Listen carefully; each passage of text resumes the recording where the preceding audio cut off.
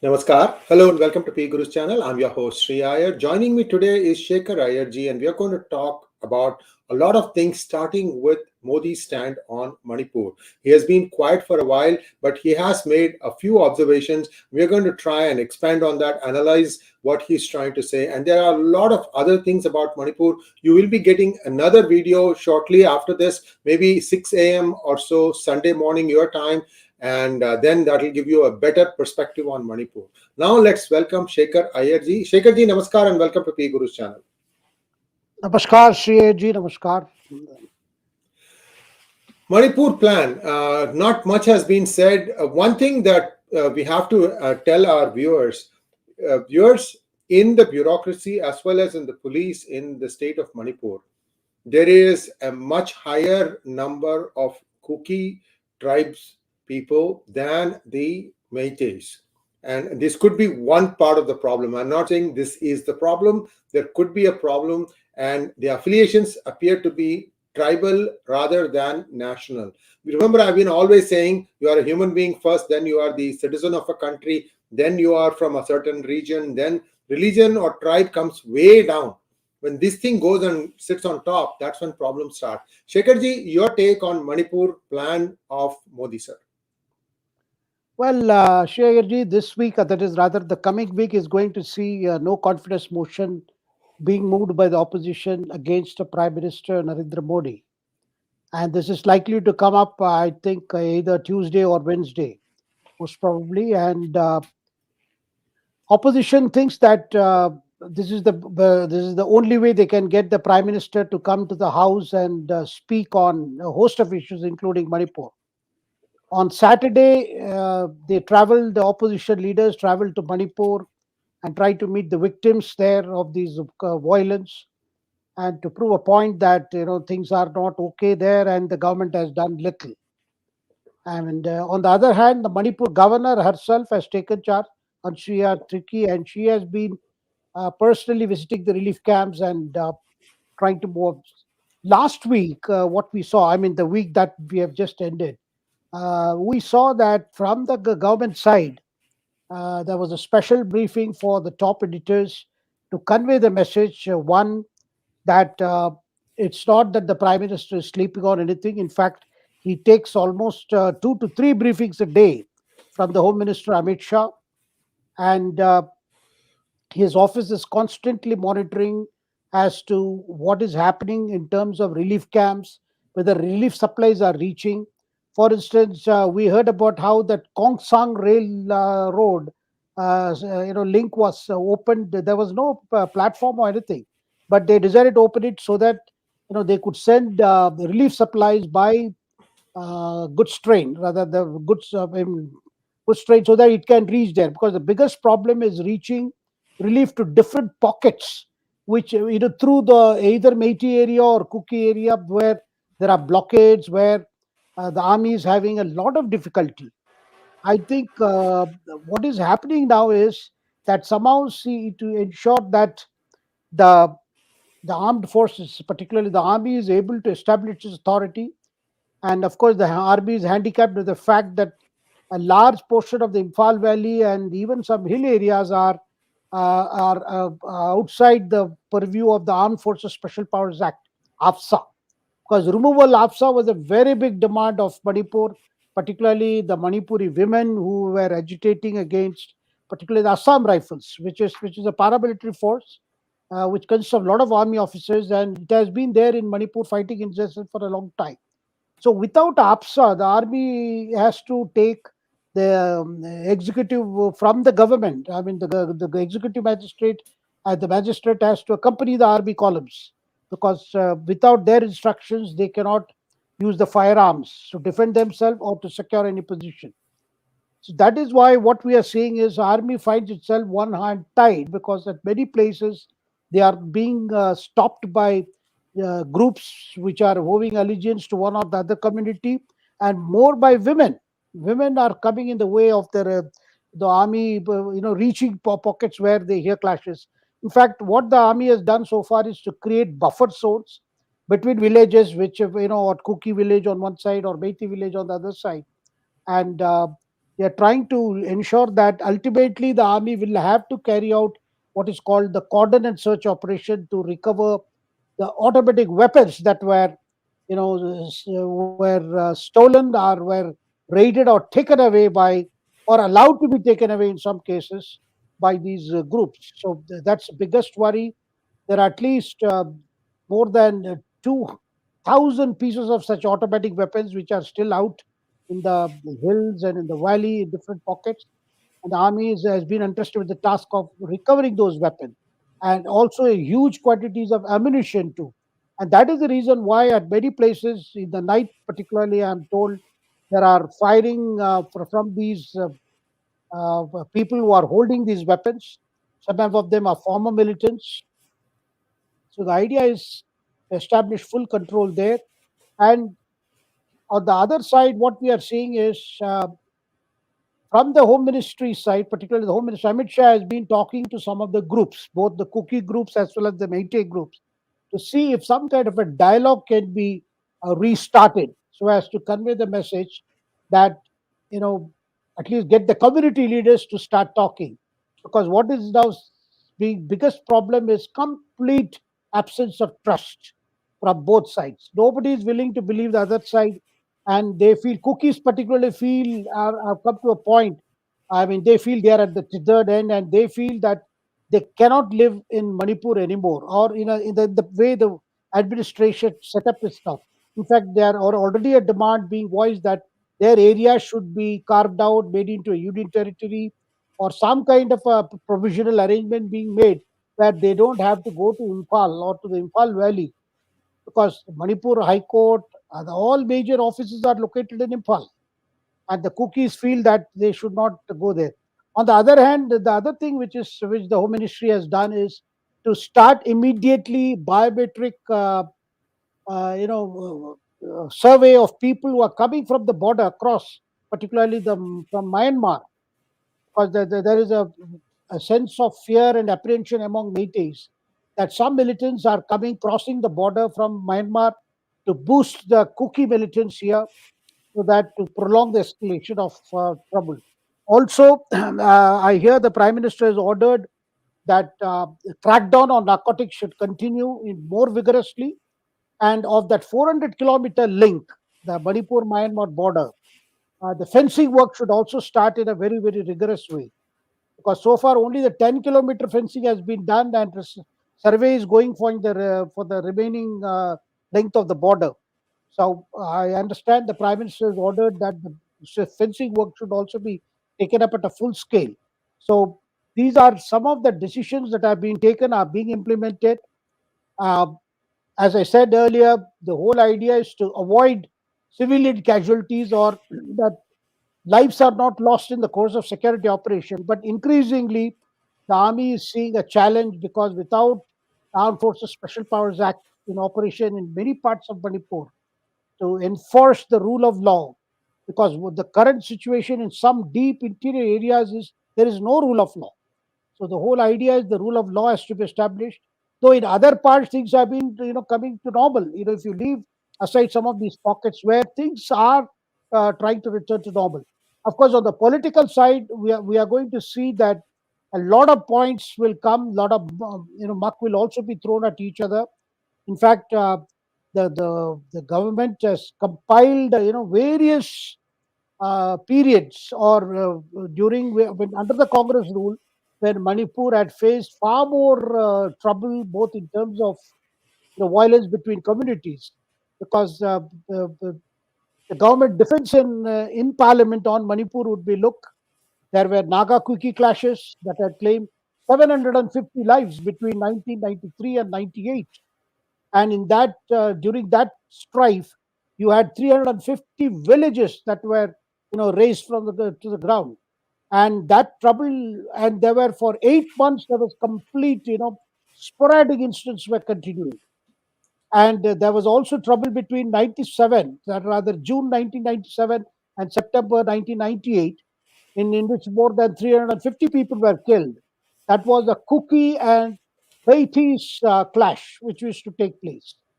And in that, more than 50 villages, there was destruction of more than 50 villages, and more than 30,000 people were displaced. Of course, in this current escalation of conflict, we have seen almost 60,000 people are taking shelter in relief camps or have moved to the neighboring areas. Similarly, there was a clash in May of 1993 between Meiteis and Pangal. Pangal are actually local Muslims, and in that over 100 people were killed. And incidentally, sir, there was a Kuki Tamil clash also in the town of More, which is a border Yes, town, and in which also, 15,000 Tamils live there. yes, 15,000 Tamils live there. Yeah. and in that trouble, because the Tamils who fled from Myanmar after following the Japanese invasion, many of them settled down in More in the hope that once the conflicts end, they could go back. In fact, my father as a kid was among those families that left Rangoon and came via the land route. Of course, they went back up to Chennai, but Yeah, you my have to father, walk all the way. You yeah, had to walk all the way. Yeah. my father is to recall how his earlier childhood, he used to remember the time in Rangoon, had how this trouble completely disturbed their life, and how with whatever little they had to leave. So Kuki Tamil clash in 1995, in that period also there were a lot of deaths. I think more than 9 to 10 people were killed, and many of the Tamils had to flee also. So, and in between, Shreyarji, there have been more than 1,700 fake counters also, where there have been complaints against the police and as well as militants.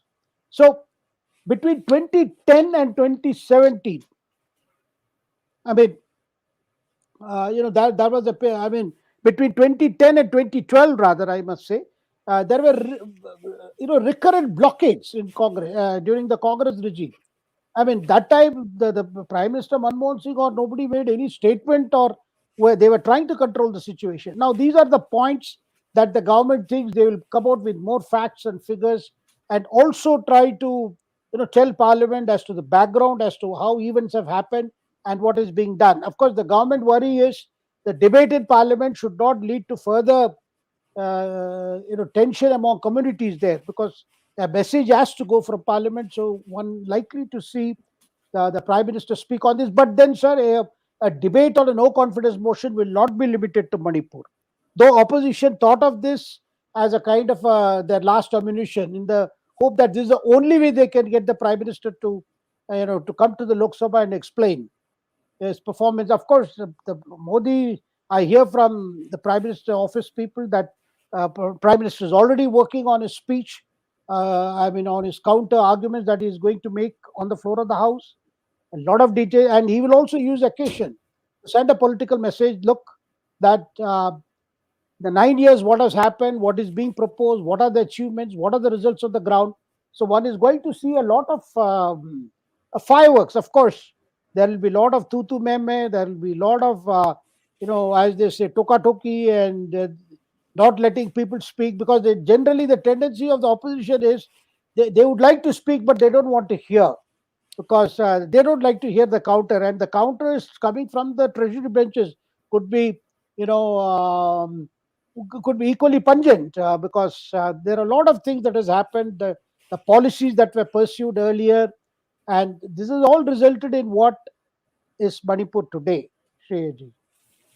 Thank you so much. And viewers, don't miss tomorrow morning my conversation with a board member of American Meitei Association, Roshan Wangong, and very, very erudite, the history, the composition, what happened, and the most important things there are what happened on the 3rd of May and 4th of May.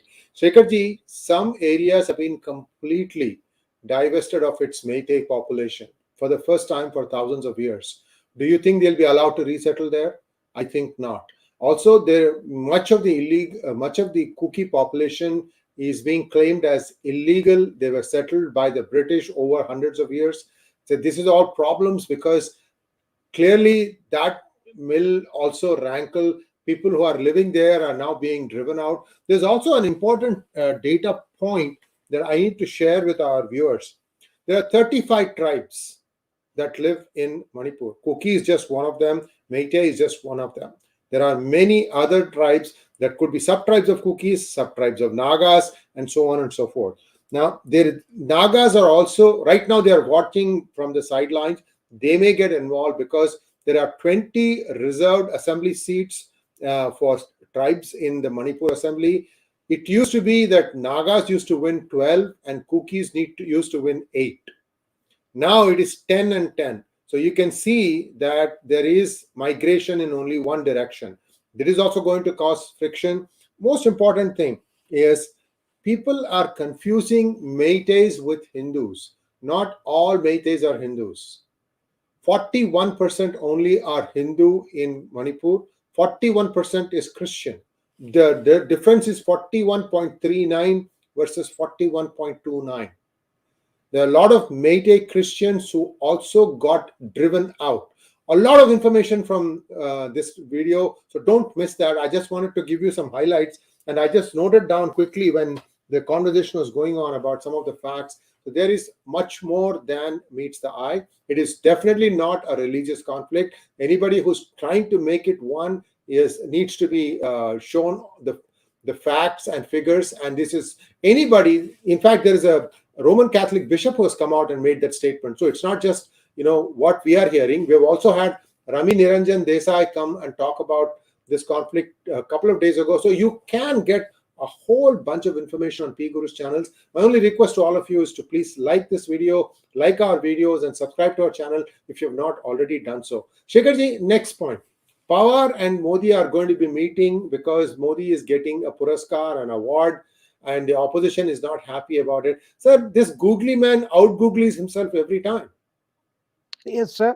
We were the first to mention about this event of August 1st in Pune, Yes, where yes, the we first mentioned it. This is something going to be, this is going to create problems, and we are yes. hearing now that among the I.N. D.I.A. and dot, that there is a lot of unrest among these leaders who are wondering, because they have just come to know that Pawar will be with the prime minister when the prime minister is awarded this Lokmanya Tilak award. And this is an award in which the Sharad Pawar will be the chief guest, in which the prime minister will be given this award.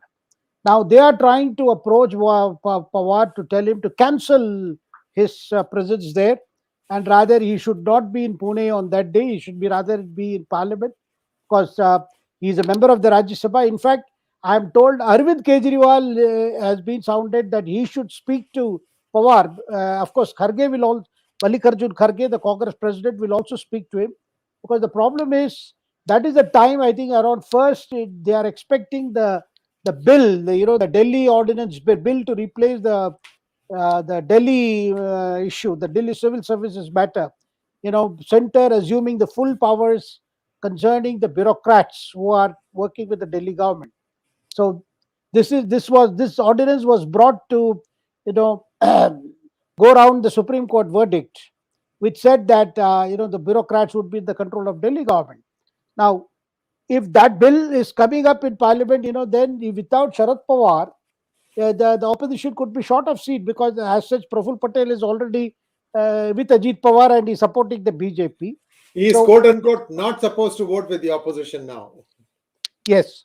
So there is a lot of worry, and when they realize that August 1st is the time when the bill will be moved to replace the ordinance, so Arvind Kejriwal is likely to speak to him and request him not to go. And so it's very interesting whether Sharad Pawar, and the event is happening in his hometown, and some people are trying to they try to tell the Tilak's family, which actually the grandson, who is also a Congress leader, to not to hold this function, not to hold a function or give that platform to the prime minister. But then the answer is no, because they have already decided and they want to confer this award, and this is award for democracy. And so it's quite an awkward situation for the Congress also, because the person who is organizing it is a great grandson of Tilak, and he also belongs to Congress party. Now, so one is expecting. I do not know whether Pawar will oblige the opposition leaders and stay away from the function, but definitely this is a typical situation where, of course, Pawar, it's only Pawar can do this. He can, and of course there are already a talk of August 4th. People are saying there could be a big announcement that Sharad Pawar may announce uh, his retirement. Again. Of course, I mean, from active politics, which is in a way would mean that that he is giving his blessings to the Ajit Pawar and co. I do not know. These are all, so, doing too many rounds in the bazaars of Mumbai and Pune and other places. But definitely, the political flux in Maharashtra, the way things are shaping up, and of course now they have tried to lay it to rest, that because with the Shiv Sena, Uddhav Thackeray has been constantly saying, that Ajit Pawar will take over on August 4th as Chief Minister of Maharashtra.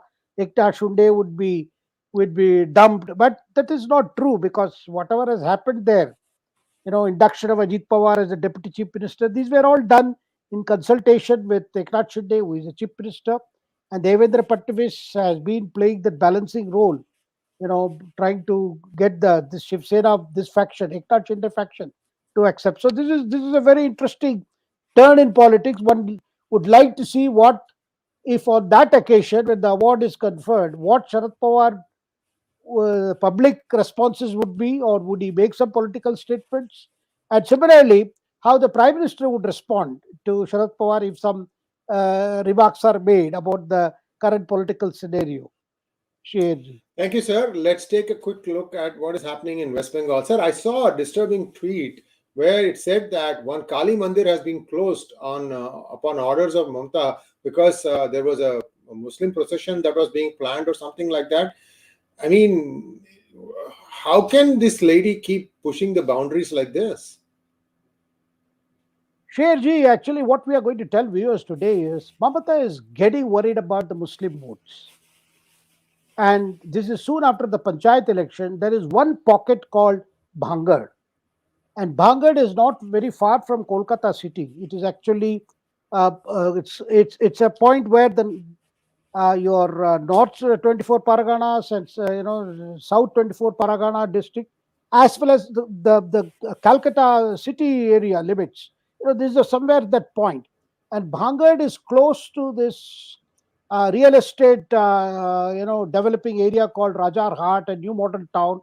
So there are a lot of interest in Bhangar, and Bhangar has a sizable Muslim population, where we are seeing the Indian Secular Front, which was launched during the assembly elections by a cleric, and his brother contested, Naushad Siddiqui contested, and he is the MLA. Now, in this Panchayat election, there were clashes between this ISF activist and the Trinamool Congress. And that has got Mamata very worried about, as to why the Muslim voters in Bengal are also now moving away from Trinamool Congress, and either are they are choosing Indian Secular Front, or and which has an understanding with left and Congress. So this has been worrying her. So what she has done now, Bhangar is actually outside the Calcutta limits. She has given executive order to bring Bhangar under the control of Calcutta police, because she feels the Bengal police, which is handling the situation there, has failed, and a number of TMC workers were killed in those clashes. At least, I think 6 people have been killed there. So the Mamata has got Calcutta police to extend its limits and bring Bhangar into it. And at Lal Bazar in Kolkata, which is the Kolkata police headquarters, they are scratching their heads, because they are running out of resources. If the area keeps increasing, they don't have that kind of men and material to cover those areas, because Mamata's contention is Kolkata police is more efficient than the Bengal police, and she is getting a sense that down the lines, the Bengal police, there is a lot of.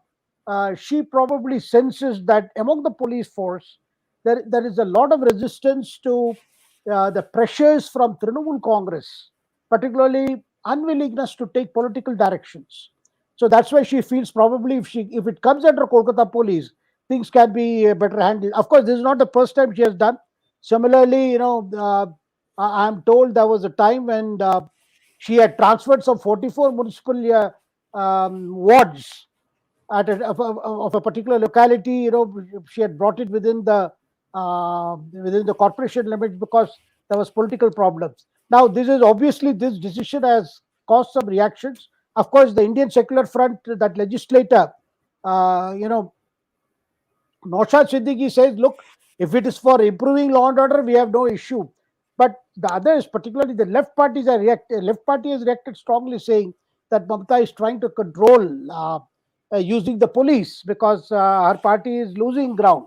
But this is a very interesting development, sir, because Mamata is who has been depending on this, huge chunk of population. There's a whole Bengal has got about 30% Muslims, and she senses that look, there is some kind of disquiet in term because of the kind of governance, because governance affects all, whether it is Hindu, Muslim, Christian, everybody is affected by the kind of governance we have seen in Bengal under a dispensation. So there is a lot of worry there, and this is one development which is being watched very closely at a time when Mamata is also cozying up to the Congress, and Congress is also cozying up to her, because, and of course, Mamata's reason is again she should not be seen as opposing Congress, lest further Muslim votes move away from her. The fear of losing votes is gripping some of these opposition leaders who feel that there could be a tactical voting in favor of Congress in state after state after what they saw in Karnataka. Shekhar. That could be a problem, and I think that should be one, because pandering to one religion or trying to, and by also keeping them poor for their lives, this is not the way to go. BJP has done a lot more for India's minorities. Let's not listen to what the West is saying. I mean, you and I, we have seen it with our own eyes. There is no problems. There are people are coexisting very peacefully. Everybody is growing. The Muslims always tend to get suppressed. I mean, I've been asking this question of even Asaduddin Owaisi, what stops him from empowering the Muslims of Hyderabad, where he keeps getting elected? So these are problems that need to be addressed, and I think Modi's government is doing the right thing, in my opinion, or at least on this particular topic. So let's go on to talk about what is happening in Karnataka. First of all, this Udupi gate, googlies are now being bowled by women also. Khushbu Sundar bowled a googly. And then she has walked back her comment saying that no, its investigation is on. And why go there? And why should BJP have a person who's a member of NCW, happens to be a born Muslim, go into an area and then come out with a cop-out statement? I have no idea. Anything there that you can glean, and also the Sidda's request to Rahul, sir? Sir, there's a lot of ferment in the Congress, particularly the legislature party. Last time when we discussed this situation, we said, look, the MLAs are complaining that ministers are seeking cut if in trying to carry out the request from these MLAs for posting or transfer, or trying to secure a deal. We mentioned it. Now I gather that resentment has got stronger and stronger, and finally, and with the last time we also talked about the Singapore plot that Deputy Chief Minister D.K. Yeah. Shivkumar was seeing, which only he was seeing and nobody else, could see anything happening there.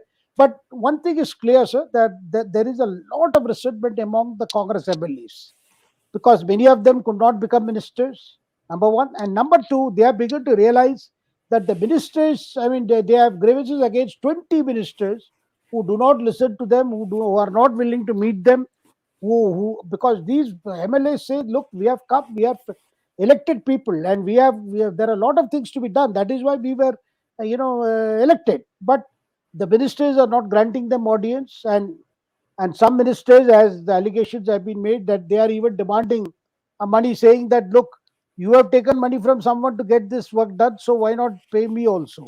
I mean, this kind of talk, the air is thick with this kind of allegation. So finally, on 27th, that is on Friday, there was a meeting of this legislature party meeting where Siddaramaiah, D.K. Shivkumar, and they were all present, and they tried to hear out these MLAs. But it looks like the things, it's not easy to be, I mean, it's not settling down, even despite this interaction on Friday, that is on July 27th. So what I hear is that now the whole idea is to get Rahul Gandhi to speak to these MLAs. So a meeting has been called on August 2nd.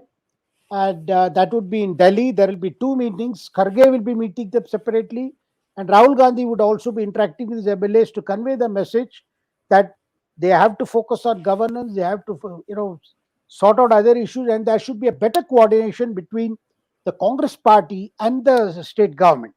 So probably they are going to set up a coordination kind of a committee which would act as a bridge between the government and the Congress party.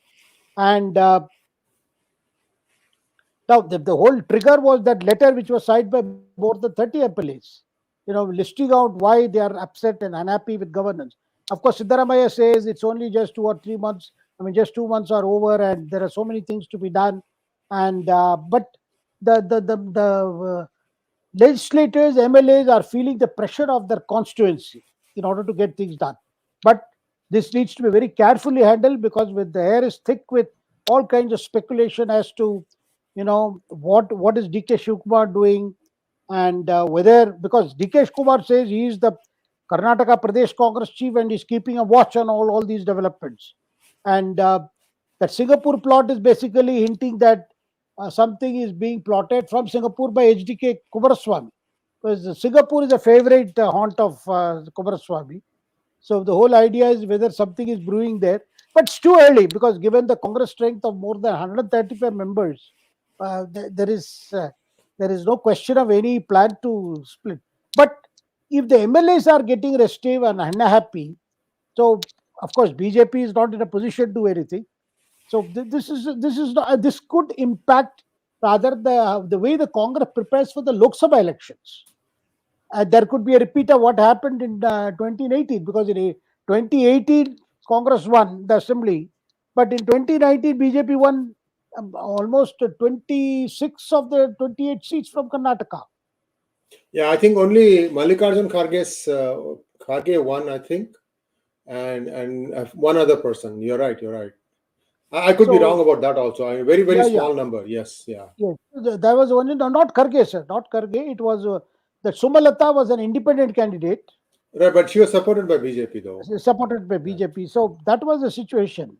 So the Congress worry is, that's what Rahul Gandhi's worry is. Rahul Gandhi's worry is, that this unrest among Congress MLAs should not impact party's preparation for the Lok Sabha elections. So that is why, he is willing to meet all these MLAs and tell them, look, we are trying to sort out your issues. But the fact remains, sir, that the issue of corruption, which was the big issue in this assembly election, 40% Sarkara and all that. Now, the same allegations may soon be haunting the Congress party also, because of course. And so that is why everyone is looking at these developments with a lot of interest. Thank you very much, sir. Now we have a few questions from our viewers. Let's go for the question and answer session, please.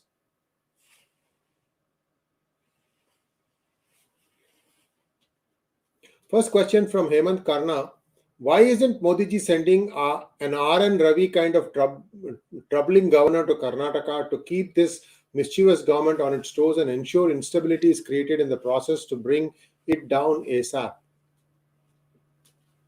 Well, this is a government which has come with a huge mandate. It has come with a huge mandate. It is their honeymoon period. But because of those promises that they made to win the elections, and the promises that was announced, those promises were announced by Priyanka Gandhi. Today, the state government is gasping for breath to implement them. You had DK Shivkumar on record yesterday after the MLA's meeting, saying that there are no funds this year for developmental works, because there is a huge payout going in the name of freebies, and we cannot do anything this year. Now, if they cannot do it first year, how are they going to do it the rest of the years? Oh, it will stop the day after election. They have voted for Lok Sabha, sir.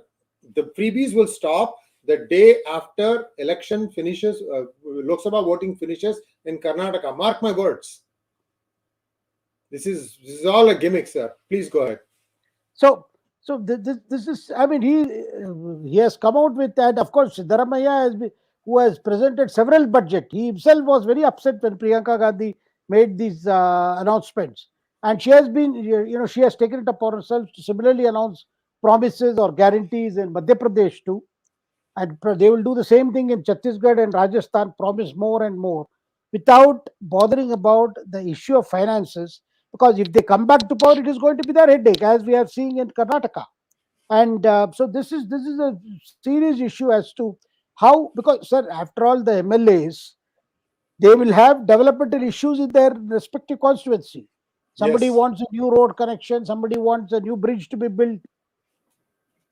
See, in first, there is always a pressure to spend money on infrastructure, because that clamor will always be there, and nobody can wish away that because freebies are being given, there will be no development, no repair of roads, no repair of highways.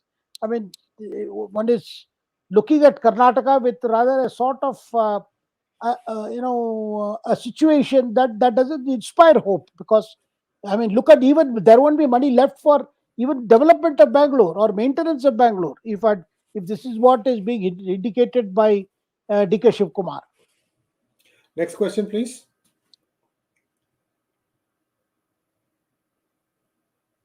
Destiny's Child wants to know, it's been exposed by Sasikanth Senthil about BJP's so-called Panna Pramukh strategy is a fake hype by right-wing media, which he says is the reason for BJP's clueless defeat. Will BJP wake up to it?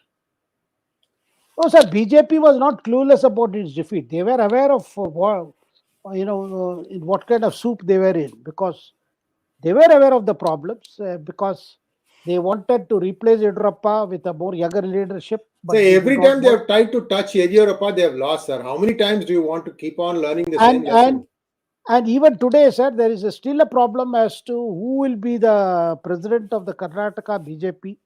Now, today there was a reshuffle of office bearers of the BJP. New people have been Yes, brought in.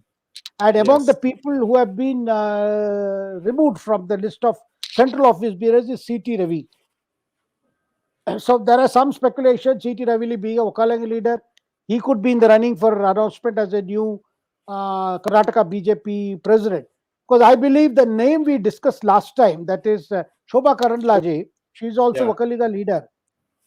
She is not very keen to take up that assignment at this juncture. This is what I gather. So it could be C.T. Ravi who could be, given charge of Karnataka. But then they have also not decided on the leader of the opposition, who should be, whether Basavaraj Bommai will be given a chance, because it has to be a Lingayat, and they have to balance between Lingayat and Vakalinga.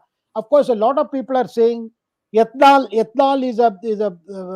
is a better choice for the party, as a leader of the opposition, because he's an aggressive leader, and he can give quite a tough time to Siddaramaiah. So, as a leader of the opposition.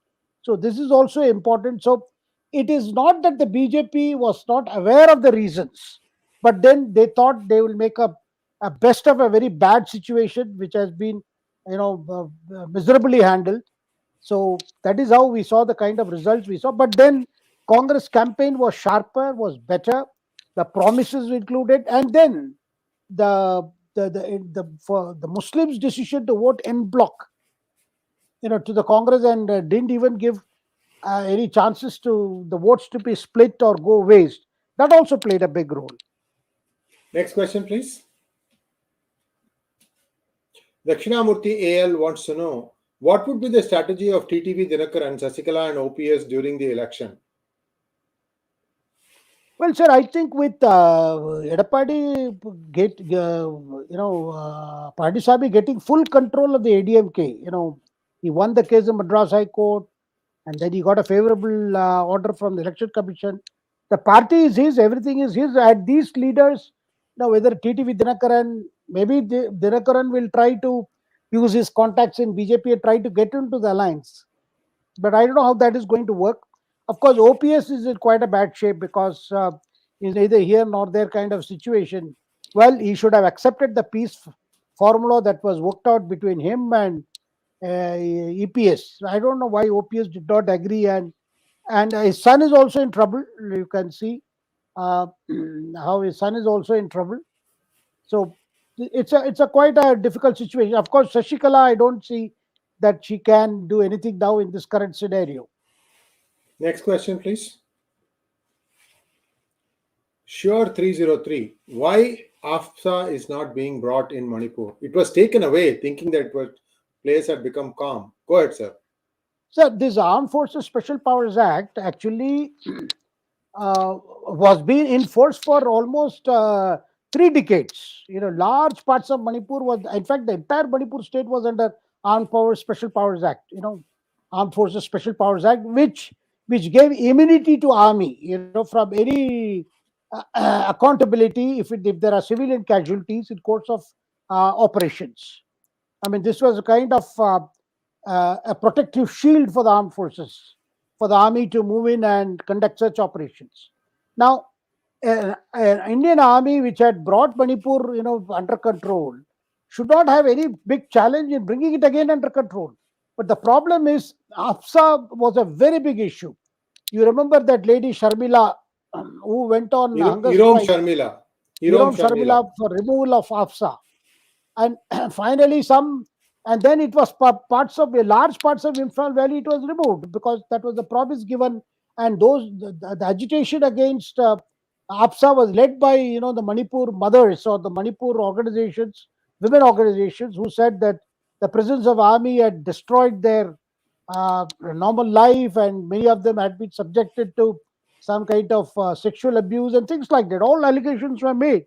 So that is, and today the army is needed back there, and particularly army may be needed to do a search and cordon operation to recover the weapons. That's a very big thing with weapons. With happens because only 1,000 weapons have been surrendered of more than 3,000 that were stolen or taken away from the Manipur police armory. So that's a very serious challenge.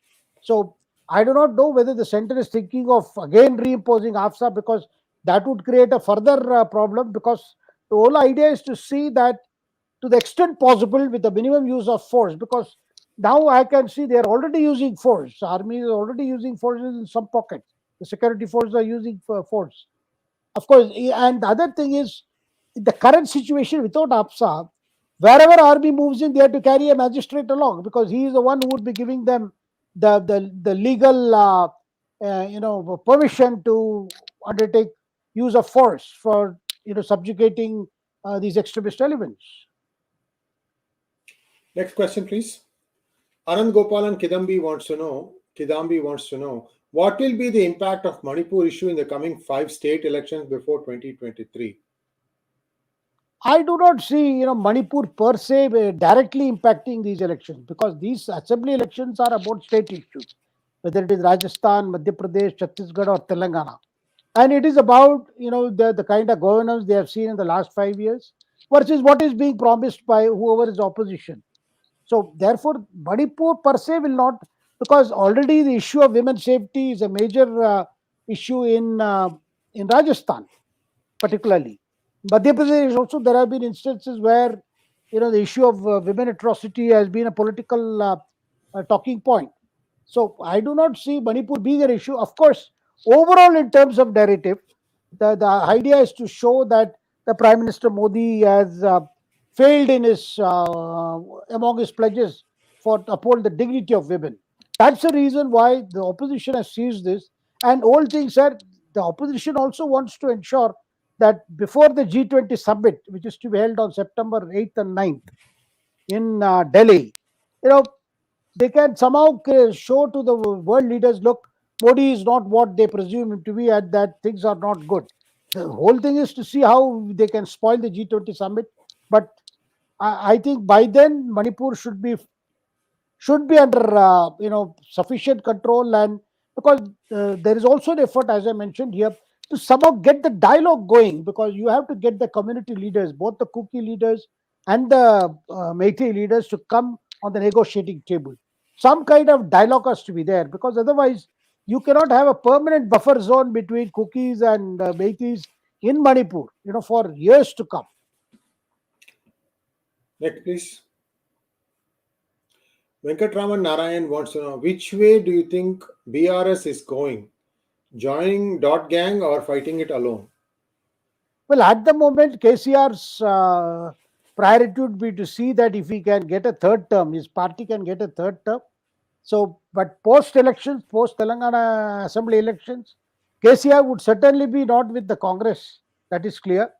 And you could see him, weighing his options as to how, because there are 70 Lok Sabha seats from Telangana, and those are very important. And can you imagine, a year ago, KCR was himself going from hopping from one capital to another capital in the name of bringing together opposition parties. And because with the kind of resources he had, he got a lot of leaders granting him audience, welcoming him, and then he changed his name of the party from TRS to BRS.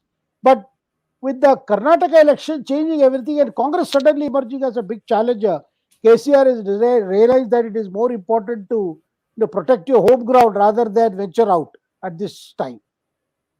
Next question, please. Srinivas Jayaprakash wants to know, Namaste sir, who has the might to take on Modi post 2024? Any young leaders with mass appeal to watch out for? Sir, at the moment, there is nobody to match Modi in terms of scale or in terms of personality or in terms of popularity. There is nobody as yet. And the opposition is hoping that in the run up to the election, things would get more bad. Prices would shoot up, things would get scarce. There will be more Manipur-like situation, and people may develop a disgust. They are actually looking at a situation of the 1977 kind, where there was a lot of anger against Indira Gandhi, and they were willing to vote for anyone. Even a lamppost would have got elected if it had contested against a Congress candidate in 97. I mean 77. So they are hoping that kind of thing, but I don't think that kind of situation is prevailing. Yes, there are in states there is an anti-incumbency issues of the members of parliament, some ministers, and as well as overall perception. And some people also talk of fitting because people love change, but that is not going to get translated so easily, because you are seeing the prime minister is not on a back foot, is more aggressive, and he's also indicating that he's very, very confident he will get a third mandate, which he wants a larger mandate. And he has been saying it openly. He's looking at 50% vote share for the BJP as a proof of people reposing faith on his leadership and on BJP as a matter of choice and not out of compulsion. Next question, please. Kushanand Keshava wants to know, sir, the so-called opposition INDIA wants Modi out at any cost. Dr. Swami also wants Modi out this time. Is it easy hand in glove with opposition? Your views? Well, Shekhar ji, I have often avoided talking about Dr. Swami in our hangouts, because Yeah, it's all right, sir. We don't know what he's thinking. I mean, we don't want to say anything about his political stand. So therefore, sorry, guys. Yeah. Narayan P wants to know, Shekhar Iyer ji, one simple question: is Manipur Achilles heel for Modi? Well, I do not think that it is, that kind of a situation where, Manipur cannot be brought under control or Manipur cannot be brought back to normalcy. After all, anger and hate and this kind of mood you are seeing, it has to peter out, because the negative energy cannot stay too long. All pent up anger has come out on both sides, but then they also realize they have very little choice. Where can the cookies go, or where can the maitis go? Wherever they are, it has to come back to some kind of a situation. Of course, at the moment they cannot trust each other. They cannot think of living as neighbors. Current moment is very bad, but then I think we are we cannot give up hope on Manipur, and we may not get to Modi speak frequently on Manipur.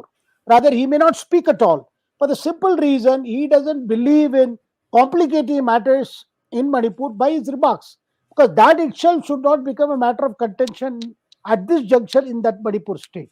Rather, the whole effort of the government at the moment is to see, first, to disarm the mobs that are carrying weapons. Number two, to ensure the relief people who have taken shelter, relief camps, they are taken care of. And then the whole process of giving compensation, rebuilding homes, they take priority, and somehow the normal life is restored so that Manipur can get back to. At the same time, the center is very keen that, particularly the narcotic drugs syndicates, gangs that are operating in Manipur or outside Manipur, on the other side of the border, they are tackled, they are handled in a severe way, because somewhere along there is a perception that the current violence has a lot to do with what these syndicates had wanted, this kind of an anarchic like situation. Next question, please. Venkatraman Narayan wants to know, will PM speak only in Lok Sabha or will he speak in Rajya Sabha as well? Well, the no confidence motion debate is in the Lok Sabha, because it's the only Lok Sabha which handles the no trust motion. So the Prime Minister will be replying to the debate in Lok Sabha, and that could be sometime midweek, in this coming week. And we are going to see a very, very interesting debate. Interesting in the sense you can see, this debate may set the political narrative for both sides in the run up to 2024. Next question, please. Rahul Rathod wants to know, by raising Manipur issue, is opposition alienating Hindus as they are only speaking about cookies? Why BJP has not appointed opposition leader in Karnataka as they are unable? You don't have to answer that question. Just the first question, sir. Well, sir, as you also mentioned, we have mentioned several times in our hangouts also that this is not a religious issue. You also mentioned, what is the percentage of, because Yeah. cookies themselves have said this is not a religious issue. It's not a Hindu-Christian fight. And all Meiteis are not Hindus. And and many Meiteis are, Sanmahi religion. They follow a religion which is considered, it's a traditional belief, and which is not, that is before the Vaishnavism came to Manipur. And the current chief minister is also a Sanmahi. In fact, he is head of a trust that runs Sanmahi temples, that manages Sanmahi temples. And Sanmahi temples, they do not claim that they are part of Hinduism. In fact, a lot of there was a time in Meiteis, there was revivalism in among Meiteis, that they should use their own original script, not depend on the current Bengali script that they use, and that the whole idea is that Meiteis are a distinct community, and their religious complexion should not be seen as being part of the great pan Hinduism. This thing has been there, but today, therefore, but an attempt is being made, Shreyaji, that repeatedly show. I can see that to show that this is a Hindu-Christian fight, which is not. Right? Everybody who knows Manipur knows that. Well, the problems that were festering for a long time have come into open after this Manipur High Court judgment that favored granting of ST scheduled tribe status to Meiteis. That seemed to be a trigger. But then we are also hearing about some ministers saying that some cookie villages, recognizing some illegal settlements as cookie villages. That also created trouble, along with eviction of some people who had encroached upon forest land, and of course the role of the drug syndicates, the role of the narcotic groups. All these have contributed to the situation, finally resulted in this kind of very unfortunate scenario. Lakshmi Narasimham wants to know, if NDA comes back to power in 2024, will the norm set by BJP to choose ministers who are not older than 75 years of age be continued? Well, sir, this 75-year thing is also actually is not a very fixed formula. So that is but Because definitely, Yediyurappa was more than 75 when he became chief minister. yeah, I don't think 75 is some kind of a rule cast in stone, where everybody has to quit at the age of. It's not like that. But Prime Minister would like a more younger team to come in post 2024 elections. You can see that in the choice of people who will be asked to contest the elections also, so that the best of their when they are the best of their health, they are able to also do a lot of work as ministers. So one can see the selection of candidates that will play a big role. And also, I expect there will be a lot of more new faces in the government in 2024 when Modi wins it, gets a third mandate. Next question, please. Thank you so much, Lakshmi Narasimham. Thank you so much, Rajshekhar Burra. Thank you so much, Raj Menon. Thank you for joining, Nishek Sharma. And with that, we bring to a close today's session. Oh, last one. Pawan Kishore, last question, sir.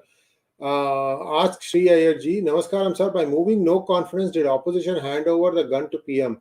They might get less time to speak on Manipur as no confidence might cover broader issues. Shekhar ji, you know the answer to this. Yes, definitely, because the no confidence motion, as I said earlier, will not be limited to Manipur. And Prime Minister is more than prepared to meet the opportunity that has been provided by the no confidence motion. In fact, in 2018, he had, when he was answering the no confidence motion moved by the Congress in 2018, he had said, look, we are going to phase one in 2023, a year before the parliamentary election, just as it had come in 2018. And we all remember that 2018 no confidence vote debate, because it was during that debate, Rahul Gandhi got up from his seat and gave a hug to Prime Minister, and then returned to his seat and gave a wink. And the person to whom the wink was intended, that person is today is in the BJP. That is Jyotiraditya Scindia. Jyotiraditya Scindia. Right.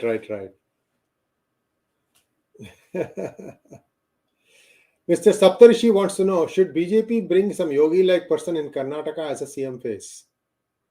Well, sir, it has to happen. You cannot go around looking for a face. This is what the party. But you have leaders. There are very young leaders in Karnataka who have potential, but then they have to come to the fore.